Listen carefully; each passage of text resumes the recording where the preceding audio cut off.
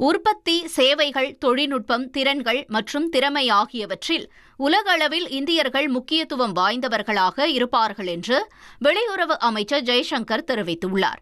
மும்பையில் 3 நாள் நடைபெறும் சர்வதேச பொருளாதார ஒத்துழைப்பு உச்சிமாநாட்டில் பங்கேற்று பேசிய அவர், அமெரிக்கா மீண்டும் தொழில்துறை சக்தியாக ஆக முயற்சி செய்வதாகவும், சீனா தொடர்ந்து உற்பத்தி, ஏற்றுமதியில் முன்னிலை வகிப்பதாகவும் குறிப்பிட்டார்.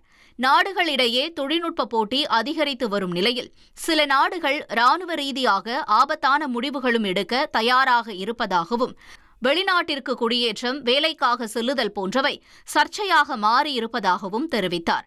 மேலும் எதிர்காலத்தில் பொருளாதார முடிவுகளை விட அரசியல் மற்றும் பாதுகாப்பு முக்கியமானதாக மாறும் எனவும் அவர் எச்சரித்தார். 1,26,00,000 மனங்களை வென்ற தந்தி டிவி யூடியூப் சேனல். தவிர்க்க முடியாத தம்ப்நெயில்ஸ், கலக்கலான கான்டென்ட்ஸ். நீங்களும் இந்த குடும்பத்தில் இணைய இப்பவே சப்ஸ்கிரைப் பண்ணுங்க. அசுரபலம் கொண்ட எங்கள் டிஜிட்டல் கரங்களில் உங்கள் விளம்பரங்களை சேர்க்க வாட்ஸ்அப் பண்ணுங்க. 8939888378. Email advttv@dttv.in.